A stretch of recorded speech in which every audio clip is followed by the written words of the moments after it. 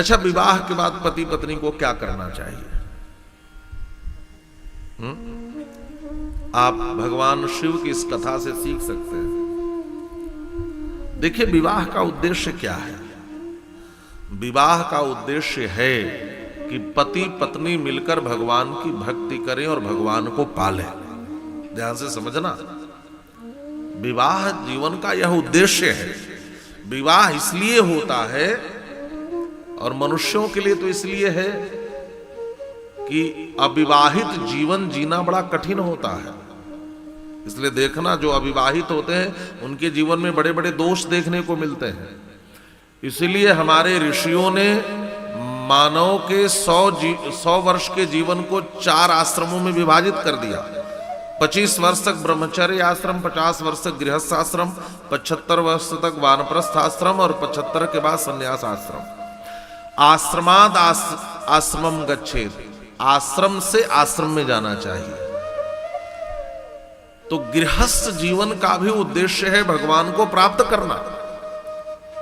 इसलिए धन्यो गृहस्थ आश्रम कहा गया। गृहस्थ आश्रम धन्य है। गृहस्थ आश्रम का मतलब है कि आपका मन फिर संसार में नहीं भटकेगा, आपके जीवन में विकार नहीं आएंगे, आपके जीवन की एक संगिनी मिल जाएगी और दोनों लोग एक दूसरे को के पूरक होते हैं। दोनों का मन संसार में नहीं भटकेगा।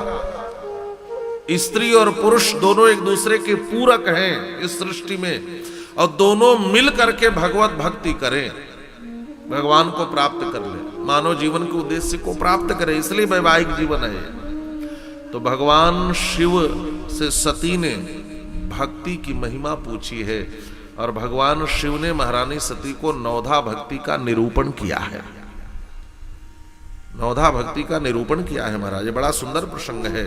श्रवणम कीर्तनम चैव स्मरणम सेवनम तथा दास्यम तथार्चनम देवी वंदनम मम सर्वदा। नवधा भक्ति का निरूपण है। आप लोग इसका बार बार वर्णन सुने होंगे। रामचरितमानस में भगवान श्री राम भी भक्तिमती शबरी जी के सामने भी नवधा भक्ति का निरूपण किया है। भैया लक्ष्मण के सामने भी भक्ति का निरूपण किया है, लेकिन वो मानस का विषय है, वहां दोनों वर्णन में थोड़ा अंतर है। लखनलाल जी के समक्ष पहली भक्ति श्रवण बताई है राम जी ने, और शबरी के समक्ष राम जी ने संतों के संग को पहली भक्ति बताई। क्यों बताई?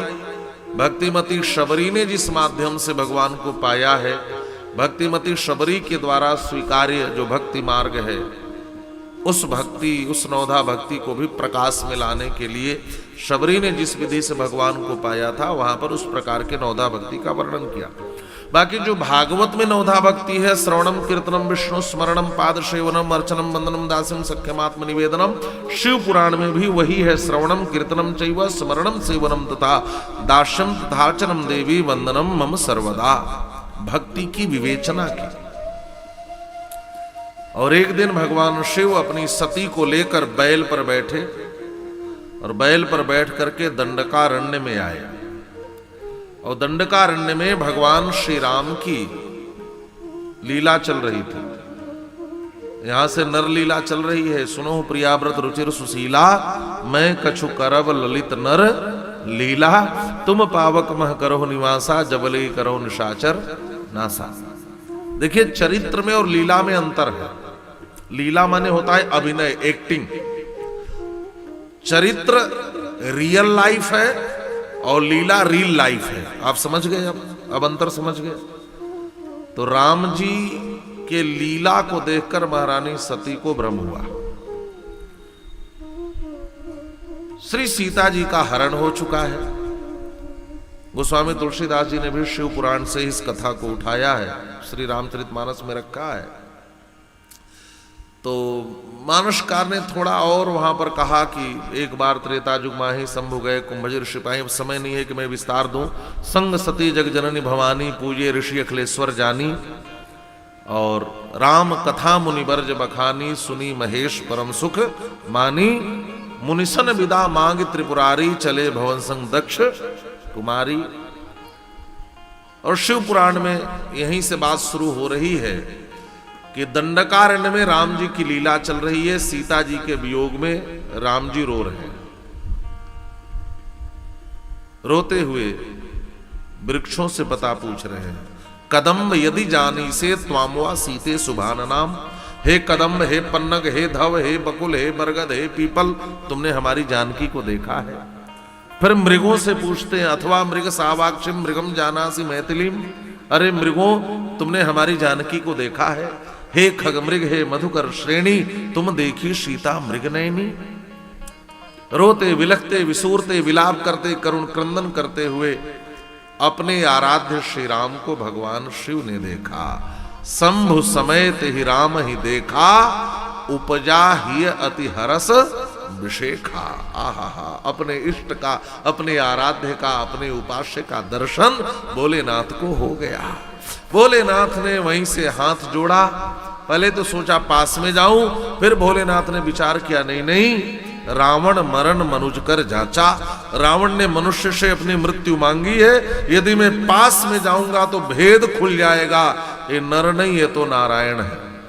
तो भगवान की लीला चलती रहे, मैं दूर से ही प्रणाम कर लेता हूं। हे सच्चिदानंद, आपकी जय हो। ऐसा कहकर भोलेनाथ ने प्रणाम किया। जय सच्चिदानंद जग पावन, जय सच्चिदानंद जग पावन, जय सच्चिदानंद जग पावन, जय सच्चिदानंद जग पावन। हंस कहीं चले ओ मनोज रसावन, हंस कहीं चले ओ मनोज रसावन। सच्चिदानंद शब्द को सुनकर महारानी सती के हृदय में संशय उत्पन्न हो गया। शंकर जगत वंदे जगदीसा, सुर नर मुनि सब नावत सीसा। तेहि नृप सुतहि कीन परनामा, कही सच्चिदानंद परधामा। सच्चिदानंद कहकर क्यों प्रणाम किया, इस बात को लेकर संशय उत्पन्न हो गया।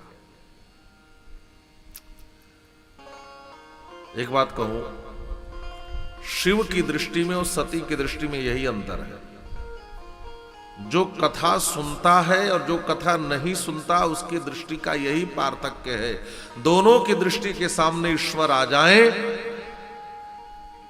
लेकिन परिणाम क्या होगा? जो कथा सुना है उसके हृदय में ईश्वर को देखकर हर्ष उत्पन्न होगा, और जो कथा नहीं सुना है उसके हृदय में संशय उत्पन्न होगा। राम जी को भगवान शिव ने देखा तो उपजा ही अति हरस विशेखा, और सती ने देखा तो क्या हुआ? और उपजा संदेह विशेखी। दृश्य एक ही है, दृष्टा दो हैं, लेकिन दोनों के हृदय पर अलग प्रभाव पड़ा। जहां रोते हुए राम जी को देखकर शिव जी के हृदय में हर्ष उत्पन्न हुआ, वहीं सती के हृदय में संशय उत्पन्न हुआ। यदि आप कथा नहीं सुनेंगे, आपके सामने भगवान आ भी जाए ना, तो आपके हृदय में संशय पैदा होगा। और शास्त्र कहते हैं संशय आत्मा विनश्यति। ईश्वर के प्रति किया गया संशय आपको विनाश तक पहुंचा देता है। भगवान शिव ने समझाया, सती ये ईश्वर है, ये मेरे इष्ट है, मेरे आराध्य श्री राम है। लेकिन सती नहीं मानी।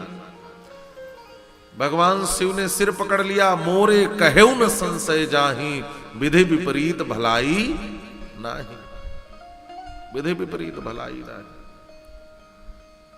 और भगवान शिव ने अंत में यही कहा, होई है सोई जो राम रची, को करी तर्क बढ़ावही। 3 बार समझाया। जासु कथा कुंभज ऋषि गाई, जिनकी कथा भी हम लोग सुनकर आ रहे हैं, वही ईश्वर राम है, नहीं समझी।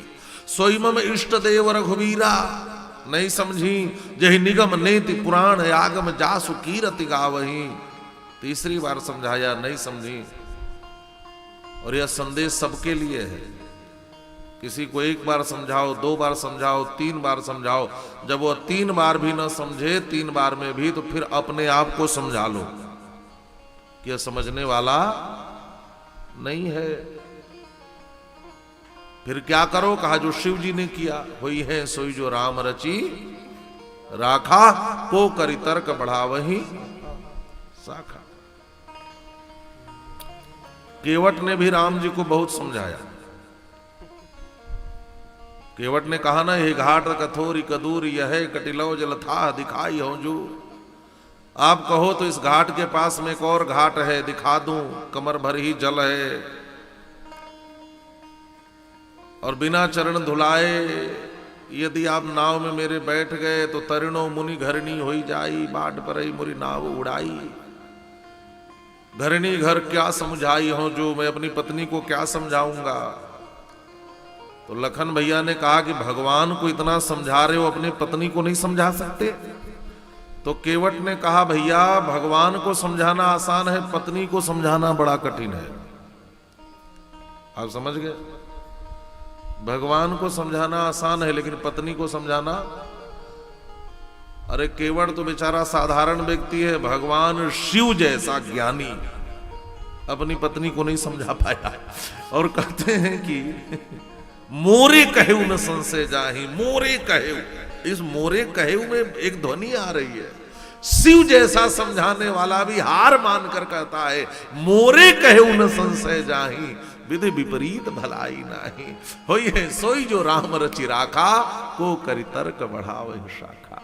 देवी मेरे समझाने पे भी नहीं समझी तो अब क्या करोगी? शृणु मद वचनम देवी न विश्वसिति चेत मनः, मेरे ऊपर विश्वास नहीं है तो स्वयं राम परीक्षाम ही कुरु तत्र स्वया धिया। अब तो एक ही उपाय बच रहा है, बहुत संदेह है तो जाकर के परीक्षा लेकर देख लो। मानसकार भी अनुवाद। जो तुम्हारे मन अति संदेह हो, जो तुम्हारे मन अति संदेह हो, जो तुम्हारे मन अति संदेह हो, जो तुम्हारे मन अति संदेह हो, तो किन जाई परीक्षा ले हो, तो किन जाई परीक्षा ले हो, तो किन जाई परीक्षा ले हो, जो तुम्हारे मन अति संदेह हो, जो तुम्हारे मन अति संदेह हो, तो किन जाई परीक्षा ले लो, जाकर परीक्षा ले लो। तब लगी बैठ रहूं बट चाही, जब लगी तुम अइहो मोहि पाही। भगवान भोलेनाथ ने कहा तब तक मैं इस बट वृक्ष के नीचे बैठता हूं। बट वृक्ष क्या है? बट विश्वास अचल निज धर्मा। भगवान शिव तो विश्वास की छाया में ही बैठते हैं, विश्वास स्वरूप है। तब तक मैं यही बरगद के नीचे बैठता हूं देवी, तुम जाओ परीक्षा लेकर आओ।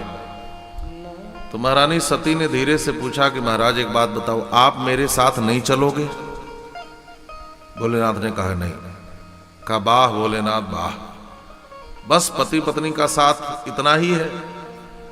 देखो महाराज, आपको कथा सुननी थी, मुझे नहीं सुननी थी, फिर भी मैं आपका साथ निभाने आई कि नहीं आई? आई। पति पत्नी का साथ जरूरी है हर जगह, खाना हो चाहे पीना हो चाहे घूमना हो, साथ ही होना चाहिए। और फिर भी कथा आपको सुननी थी, मुझे नहीं सुननी थी, फिर भी साथ निभाने आई। तो ऐसे ही परीक्षा मुझे लेनी है, आपको नहीं लेनी है, फिर भी मेरा साथ निभाने तो चलो मेरे साथ।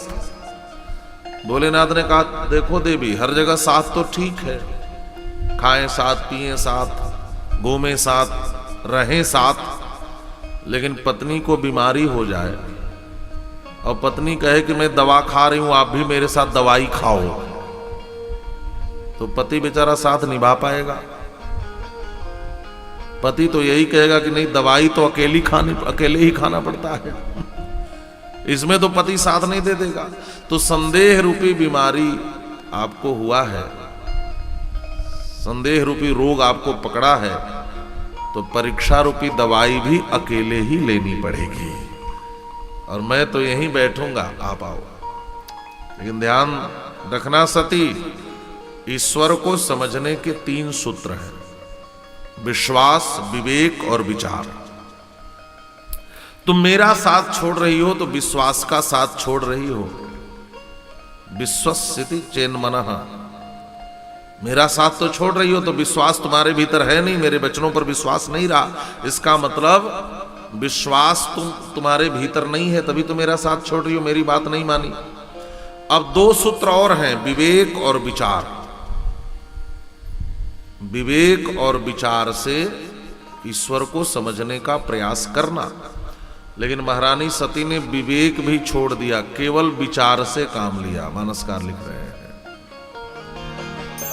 चली सती शिव आय सुपाई, करहि विचार करो का, करहि विचार करो का। पुनि पुनि हृदय विचार करी, धरि सीता कर रूप। पुनि पुनि हृदय विचार करी, धरि सीता कर रूप। आगे होय चली पंथ तेहि, आवत कर भूप। आगे होय चली पंथ तेहि, आवत कर भूप। चली सती शिव आय सुपाई, चली सती शिव आय सुपाई। करहि विचार करो का भाई, करहि विचार करो का भाई। करिय विचार करो का भाई, पुनि पुनि हृदय विचार करी, धरि सीता कर रूप। आगे होई चली पंथ तेहि, जही आवत नर भूप। केवल विचार से काम लिया। क्या विचार किया? विचार यही किया कि सीता के वियोग से दुखी हैं, श्री सीता को ढूंढ रहे हैं, तो यदि मैं ही सीता बनकर इनके आगे चली जाऊं तो इन पर क्या बीतेगी, मैं परीक्षा ले लूंगी। तो सीता जी का रूप बना करके आगे हुई चली पंथ तेहि, राम जी से आगे आगे चलने लगे। अच्छा, रूप तो बना लिया लेकिन आचरण करने नहीं आया। समस्या यही है, रूप तो आप किसी का बना सकते हैं लेकिन आचरण करना ही कठिन है ना। मैं हमेशा कहता हूं, देखो साधु बनना और साधु होना दोनों में बड़ा अंतर है। साधु बनने में तो 2 मिनट लगता है, गेरुआ वस्त्र लेकर पहन लो, माथे पे चंदन लगा लो। बनना तो बड़ा आसान है लेकिन होना कठिन है ना। तो सीता जी का रूप तो बना लिया। देखो भैया, इसको कहां गए? बोलिए भगवान भोलेनाथ की जय। धीरे धीरे कम हो जाता है आपका। श्री राम श्री राम, ताकत लग रही है ज्यादा। श्री राम। बोलिए श्री सीताराम चंद्र भगवान की जय। क्या कर रहा था मैं? कथा कहां चल रही थी मैया? हैं? आप लोग बता रहे, आप लोग बताइए। सीता जी का रूप बनाई। हाँ देखिए, सब सुनने वाले हैं यहां पर, ऐसे ही श्रोता होना चाहिए, है ना। भूख लग गई क्या माता जी? भूख लग गई? अरे 2-4 मिनट की और कथा है, ज्यादा नहीं है। हाँ।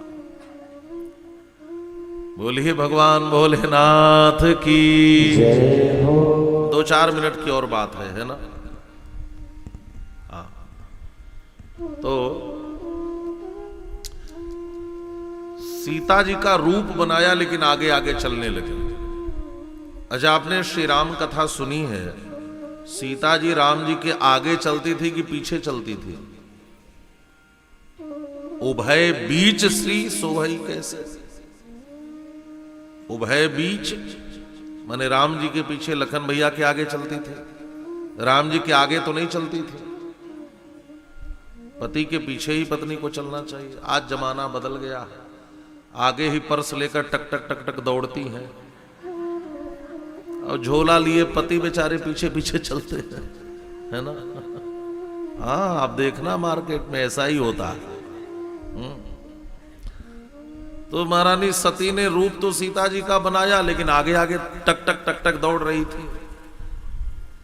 राम जी ने देखा, अरे ये महारानी सती ये क्या कर रही है? ओहो, तो मेरी परीक्षा लेने आई है, चलो जरा परीक्षा दे दो। तो राम जी पास में आए और हाथ जोड़ करके प्रणाम किया और विधिवत परंपरानुगत प्रणाम किया अपने पिता का नाम लेकर। मैं दशरथ पुत्र राम महारानी आपके चरणों में करता हूं प्रणाम। मानस का लिखते हैं, जोरी पानी प्रभु कीन प्रणाम, जोरी पानी प्रभु कीन प्रणाम, पिता समेत लीन निज नाम, पिता समेत लीन निज नाम, कहे बहोरी कहाँ विष के तो, कहे बहोरी कहाँ विष के तो, विपिन अकेली फिर हो के ही है तो, जोरी पाने प्रभु कीन प्रणाम, जोरी पानी प्रभु कीन प्रणाम, जोरी पानी प्रभु कीन प्रणामो ना, थोड़ा और बढ़ा दो, पिता समेत लीन निज नामू। राम जी ने प्रणाम क्यों किया? पहला कारण यह है कि राम जी ने सोचा कि परीक्षा लेने आई हैं तो परीक्षार्थी का धर्म है कि परीक्षक को प्रणाम करे। दूसरा कारण यह है कि राम जी ने सोचा कि इनके पति ने मुझे प्रणाम किया तो शायद श्रीमती जी को गुस्सा आ गया हो, इनको बड़ा कैसे मान लिया, मेरे पति बड़े हैं, तो चलो मैं इनको प्रणाम कर लेता हूं, शायद गुस्सा कम हो जाए। और भी कारण है, जो रिपानी प्रभु कीन प्रणामू, पिता समेत लीन निज नामू। उसके बाद राम जी ने धीरे से एक प्रश्न पूछा, कहो बहोरी कहां वृष केतु। जिस शब्द का प्रयोग है बड़ा विचारणीय साभिप्राय शब्द है, वृष केतु का। भगवान शिव कहाँ है नहीं पूछा, शंकर जी कहाँ है नहीं पूछा, भोलेनाथ कहाँ है नहीं पूछा, त्रिपुरारी कहाँ है नहीं पूछा, महेश कहाँ है नहीं पूछा, वृषकेतु कहाँ है। वृषकेतु का अर्थ क्या होता है? वृष माने बैल और केतु माने ध्वज, झंडा। भगवान शिव कौन है? जो जिनके झंडे पर वृषभ माने बैल का चिन्ह होता है, और बैल हमारे यहां धर्म का प्रतीक है।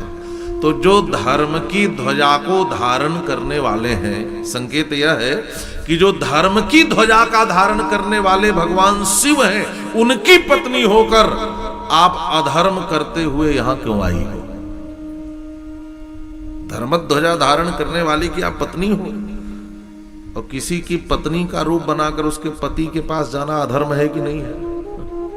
ये तो राम जी ईश्वर हैं, समझ गए। और कोई दूसरा होता फिर क्या करता? हो तो पत्नी समझकर दौड़कर लिपट जाता, है ना।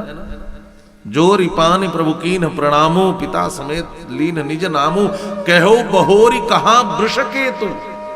वृषकेतु अब विपिन अकेले फिरे के ही हेतु। यदि आपने कथा सुनी होती तो आप समझ गई होती कि वन में अकेला होना ठीक नहीं है। सीता जी ने मृग के पीछे राम जी को भेजा, राम जी के पीछे लक्ष्मण को भेजा, अकेली हो गई तो संकट में फंस गई। इसलिए अकेली होना ठीक नहीं है। अब महारानी सती को काटो तो खून नहीं, मुहावरा है ना। ओहो, मैं तो पकड़ी गई, अब तो कांप गई कि ये तो पहचान लिए मुझे। राम जी ने कहा तो ले लो परीक्षा। महारानी सती ने राम जी की ओर देखा तो क्या देखा कि सीता जी बगल में खड़ी है। तीनों घबरा करके पीछे देखी तो उधर भी सीताराम लक्ष्मण, दाएं भी बाएं भी। एक बार नेत्र बंद की जोर से, फिर खोली तो क्या देखी, जितने देवता हैं अपने पत्नियों के साथ हाथ जोड़े खड़े हैं। अब तो लगी थरथर थरथर कांपने, बैठ गई आंख बंद करके, जोर से आंख मीच करके, भय के मारे, हे भगवान मुझसे क्या गलती हो गई अब तो। ओ मैं शंकर कर कहा न माना, निज अज्ञान राम पर आना। राम जी ने कहा इतना काफी है, आगे बढ़ गए। हम महारानी सती भागी भागी वापस आई। भगवान शिव को बड़ी जिज्ञासा, लीन परीक्षा कवन विधि, कहू सत्य सब बात। महारानी सती ने कहा कछु न परीक्षा लीन गोसाई, कीन्ही प्रणाम तुम्हारी नाई। मैंने कोई परीक्षा नहीं ली, बस आपकी तरह प्रणाम करके आ रही हूं। भगवान शिव ने कहा कि मेरी तरह प्रणाम तो नहीं है, मैंने तो दूर से किया था, ये तो पास में गई थी, इससे लगता है कि झूठ बोल रही है। तब शंकर देखे उधरी ध्याना, सती जो कीन चरित सब जाना। ओहो, ये तो मेरी आराध्या भगवती भास्वती जनक नंदिनी जनक जाशी जानकी का रूप बना ली। अब इनके साथ मेरा मिलन होगा तो भक्ति पथ में अनीति हो जाएगी। नहीं नहीं, अब इस शरीर से सती और मेरा मिलन हो नहीं सकता, क्योंकि इन्होंने मेरी आराध्या मां सीता का रूप बना लिया है। भगवान शिव ने संकल्प कर लिया, एहि तन सती भेंट मोहि नाही, शिव संकल्प कीन मन माही। हृत प्रतिष्ठन जदजि रंज विषन, तन में मनः शिव संकल्प मस्तु। शिव संकल्प कीन मन माही। आकाशवाणी हुई, धन्य हो भोलेनाथ, आपको छोड़कर ऐसा प्रण कौन कर सकता है। महारानी सती ने पूछा, महाराज आपने कौन सा प्रण किया, जरा मुझे बताओ तो, मुझे सच सच बताओ ना, कौन सी प्रतिज्ञा कर ली। स्वयं झूठ बोलने वाला व्यक्ति सोचता है सामने वाला हमसे सच बोले, होता है कि नहीं। गोस्वामी जी ने एक सिद्धांत की बात लिखी है, देखो, प्रेम तभी तक टिकता है जब तक उसके बीच में कपट ना आ जाए। दूध पानी में भी बड़ा प्रेम है कि नहीं। दूध बेचने वाले दूध में पानी मिला देते हैं, और दूध 60 रुपए लीटर, तो पानी भी 60 रुपए लीटर बिक जाता है। इतना प्रेम दूध पानी से करता है, लेकिन पानी भी दूध से प्रेम करता है। पानी मिले दूध को आप आग पे गर्म करने चलो तो पहले कौन जलता है, दूध की पानी? पानी जलता है। पानी कहता है जिसने मेरा भाव इतना बढ़ा दिया, वो मेरा मित्र है, वह जले उसके पहले मैं खुद को जला दूंगा। इतना प्रेम दूध और पानी में। लेकिन ये प्रेम तभी तक रहता है जब तक कोई उसमें खटाई न डाल दे। खटाई डाल दे तो दूध फट जाता है, पानी अलग और दूध अलग। इसी प्रकार यदि आप चाहते हैं कि हमारा प्रेम बना रहे, तो कभी कपट की खटाई अपने प्रेम के बीच में आने मत देना। चाहे संसार का कोई भी प्रेम हो, पति पत्नी का ही प्रेम क्यों न हो, पति पत्नी के प्रेम में भी कपट नहीं होना चाहिए, छल नहीं होना चाहिए, झूठ नहीं होना चाहिए। ध्यान से सुनना, एक कथा हमें सिखाती है प्रेम कहां खत्म होता है, जब पति पत्नी के बीच में छल आ जाए, झूठ आ जाए, कपट आ जाए। गोस्वामी पाद ने यहां पर एक सोरठा लिखा है, जल पे सरिस विकार, देखो प्रीत की रीत भली। जल पे सरिस विकार, देखो रीत की रीत भली। बिलग होई रस जाय, कपट खटाई परत भूली। कपट खटाई परत भूली। जलपय सरिस बिकाय, देखो प्रीत की रीति भली। बिलग होई रस जाय, कपट खटाई परत पुनी। आ गए कैलाश पर लिए, मन को बड़ी पीड़ा हुई। बाहर के मिलने वाले जब छल करते हैं ना, अपने ही जब झूठ बोलते हैं ना, तो हृदय को बड़ी पीड़ा होती है। आप किसी से बहुत प्रेम करें, और जिससे बहुत प्रेम करें वह थोड़ा भी कपट कर दे, तो हृदय को ठेस लगती है कि नहीं। और बाहर की दुनिया के मिलने वाले जब कपट करते हैं, तो व्यक्ति भीतरी दुनिया में उतरता है। भगवान शिव को अच्छा नहीं लगा, कैलाश में आके नेत्र बंद किए और अपने रघुनाथ का ध्यान किया। शंकर सहज स्वरूप तुम्हारा, लाग समाधि अखंड अपारा। समाधिस्थ हो गए। बाहर के लोग जब कपट करते हैं तो व्यक्ति कहां जाता है? फिर तो भगवान की ओर ही जाता है। कहां जाएगा? भीतर उतर गए, भीतरी दुनिया में उतर गए, समाधिस्थ हो गए। महारानी सती पश्चाताप की अग्नि में जल रही है। उनके हृदय की अग्नि को गोस्वामी तुलसीदास जी जैसे कवि ने अभिव्यक्ति दी। आपने कुम्हार की अमा को देखा है कभी? मिट्टी के बर्तन पकते हुए, भीतर भयंकर आग होती है लेकिन बाहर दिखाई नहीं देता। भारतीय स्त्रियों का जीवन भी ऐसा ही है, भीतर भीतर पीड़ा सहती रहती हैं लेकिन मुंह से उफ नहीं करती। सती की भी यही स्थिति है। सती सोच रही है, मुझे अवसर भी नहीं दिया कि मैं कुछ कहूं। नेत्र बंद करके बैठ गए, मैं किससे कहूं, मैं अपना दर्द किसे सुनाऊं, अपनी पीड़ा किससे कहूं। सती का हृदय ऐसे जल रहा है जैसे कुम्हार कांवा भीतर भीतर जलता है, बाहर आंच नहीं आती, वैसे सती का हृदय भीतर जल रहा है, बाहर से उफ भी नहीं कर रही है। मानसकार लिख रहे हैं, निज अग समोझिना कछु कही जाई, निज अग समोझिना कछु कही जाई, निज अग समोझिना कछु कही जाई, निज अग समोझिना कछु कही जाई, तपई अवाइव उर अधिकार, तपई अवाइव उर अधिकारी, तपई अवाइव उर अधिकारी। एक स्त्री के जीवन की सबसे बड़ी पीड़ा क्या है? उसका पति मन से उसका त्याग कर दे, साथ रहना पड़े और पति बात भी न करे। इससे बढ़कर कष्ट क्या होगा, पीड़ा क्या होगी? सती का हृदय जल रहा है। महारानी सती सोच रही है, मैं किससे कहने जाऊं कि मुझसे गलती हो गई।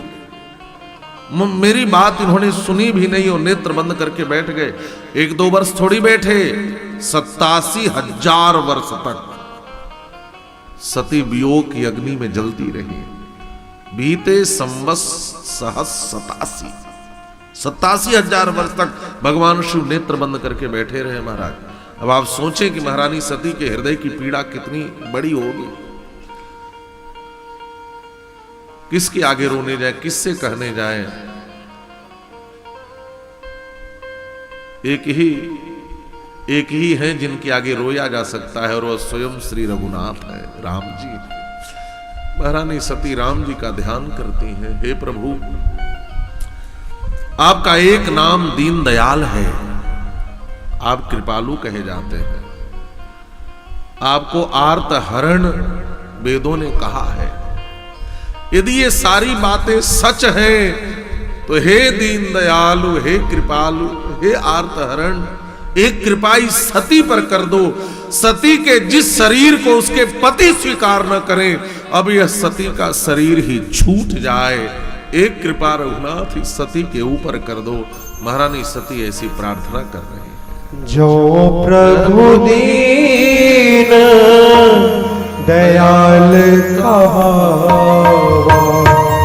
जो प्रभु दीन दयाल कहावा, आरती हरण वेद जस गावा, आरती हरण वेद जस गावा, तो मैं बिना करो कर जोरी, तो मैं बिना करो कर जोरी, छूट उबेगी देह यह मोही, छूट उबेगी देह यह मोही, जो प्रभु दीन दयाल कहावा, जो प्रभु दीन दयाल कहावा, जो प्रभु दीन दयाल कहावा, आरत हरन वेद जस गावा, तो मैं विनय करऊं कर जोरी, छूटिय बेग देह यह मोरी। अब मेरा यह शरीर छूट जाए। बीते संवत 87 तजी समाधि शंभु अविनाशी। समाधि टूटी, राम राम राम यह ध्वनि आई, सती समझ गई कि भगवान शिव जग गए। दौड़कर पास में आई, प्रणाम किया, लेकिन हमेशा बाएं तरफ आसन देकर बिठाने वाले भगवान शिव सन्मुख शंकर आसन दीना। पहले कहां बिठाते थे? बाईं ओर। पार्वती आती है तो कहां बिठाए? बाम भाग आसन हर दीना। लेकिन सती से क्या कहा? सामने बैठ जाओ, सन्मुख शंकर आसन दीना। महारानी सती समझ गई कि इन्होंने मेरा पूरी तरह से त्याग कर दिया है। देखिए कि स्त्री के ममता के दो केंद्र होते हैं, एक पति गृह, एक पितृगृह। एक पति का घर, एक पिता का घर। यदि पति त्याग कर दे तो उसके लिए एक ही आश्रय बचता है, पिता का घर। उसी समय देवता विमान से जा रहे थे। सती ने पूछा, ये कहां जा रहे हैं? भगवान शिव ने कहा, तुम्हारे बाप के घर जा रहे हैं। सती ने कहा, मेरे बाप के घर क्या है? कहा, एक बहुत बड़ा यज्ञ हो रहा है। महाराज, मेरे पिता के घर यज्ञ हो और हम दोनों को निमंत्रण ना, ऐसा हो सकता है? भगवान शिव ने कहा, हां देवी, एक कारण है। जब तुम्हारे पिताजी प्रजापति बने, एक सभा का आयोजन था। उस ब्रह्म सभा में मैं भी उपस्थित था। सारे लोग उठकर प्रणाम किए, लेकिन मैं ध्यान में बैठा था, प्रणाम नहीं कर पाया।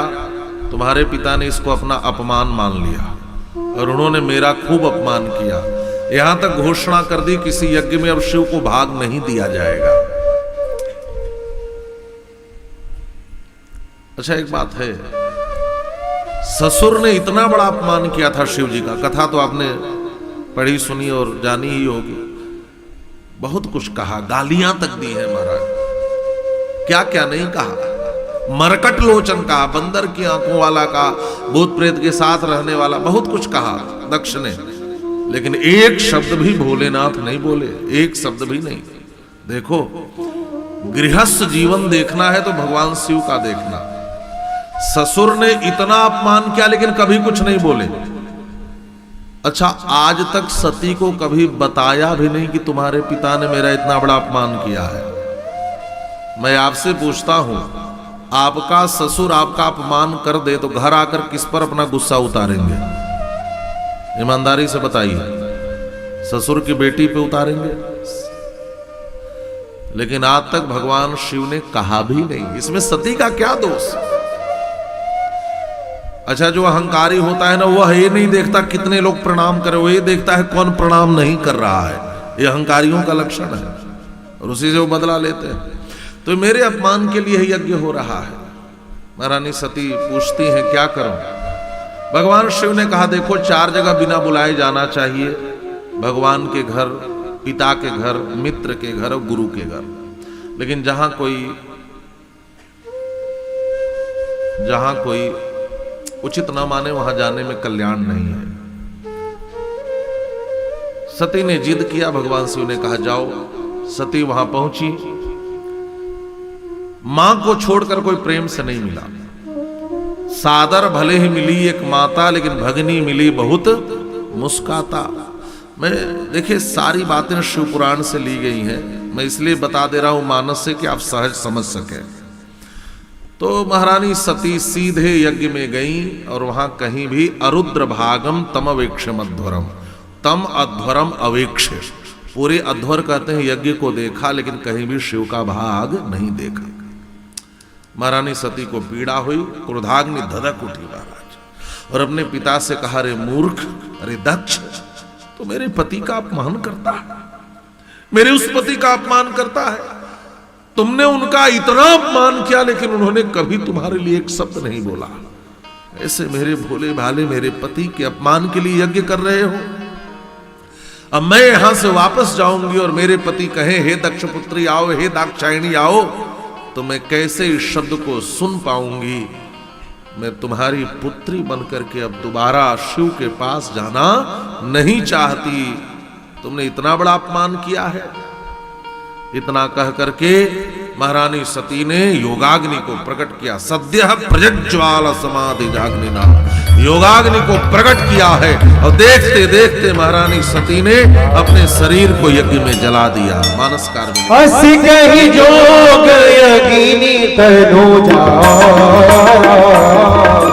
अस कहि जोग यज्ञिनी तनुजा, भयो सकल मकहारा, भयो सकल मकहारा,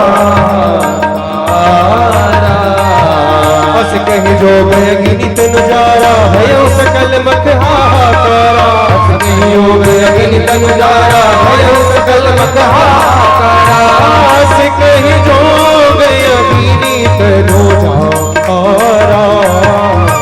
अस कहि जोग यज्ञिनी तनुजारा, भयो सकल मकहारा, भयो सकल मकहारा।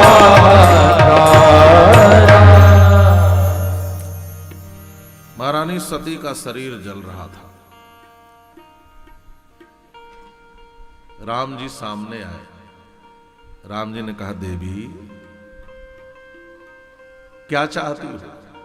मैं प्रसन्न हूं। देखो तो, अपने पति के सम्मान में तुमने स्वयं को जला दिया। आज भी संसार में कोई स्त्री अपने पति के सम्मान में स्वयं को जला दे तो आज भी समाज में उसको सती ही कहा जाता है। लेकिन एक बात और स्पष्ट कर दूं, हमारे यहां सनातन धर्म में सती प्रथा जैसी कोई चीज नहीं थी। ध्यान से समझना, सती प्रथा कह करके आलोचना की जाती है। सती प्रथा जैसी कोई चीज नहीं थी। यदि सती जैसी कोई प्रथा होती, पति के मरने के बाद स्त्री का जलना अनिवार्य होता, तो महाराज दशरथ की मृत्यु के बाद रानियों को भी सती होना ही पड़ता। लेकिन भैया भरत ने रोका तो माताएं रुक गई कि नहीं? रुक गई। महारानी कौशल्या सती हुई क्या? कैकेयी सती हुई क्या? महारानी सुमित्रा सती हुई क्या? नहीं सती हुई। यदि प्रथा होती तो सती होना ही पड़ता। तो सती होना क्या है? अपने पति से हमारे भारत की स्त्रियां इतना प्रेम करती हैं, भारतीय पत्नियां, जो अपने आप को पति के प्रेम में जला देती थी, इसलिए आज भी उनको सती कहते हैं। ये पति के सम्मान और पति के प्रेम में स्वयं को जला दिया है। राम जी प्रसन्न हो गए। सती क्या चाहिए? महारानी सती ने कहा, प्रभु मैं जितनी बार मरूं या जन्म लूं, हर जन्म में मुझे पति के रूप में भगवान शिव प्राप्त हो। मुझे यही वरदान चाहिए। सती मरत हरि सन बर मांगा, सती मरत हरि सन बर मांगा, सती मरत हरि सन बर मांगा, सती मरत हरि सन बर मांगा, जन्म जन्म शिव पद अनुरागा, जन्म जन्म शिव पद अनुरागा। सती मरत हरिसन बर मांगा, जन्म जन्म शिव पद अनुरागा। राम जी ने कहा ऐसा ही होगा, पति के रूप में शिव ही मिलेंगे। तो राम जी ने एक बात धीरे से और पूछी कि यदि पति के रूप में अगले जन्म में शिव चाहिए तो ये भी बता दो, पिता के रूप में भी दक्ष ही चाहिए? ये भी तो बताओ। महारानी सती ने कहा, दक्ष जैसा बाप किसी जन्म में न मिले। दक्ष माने चतुर।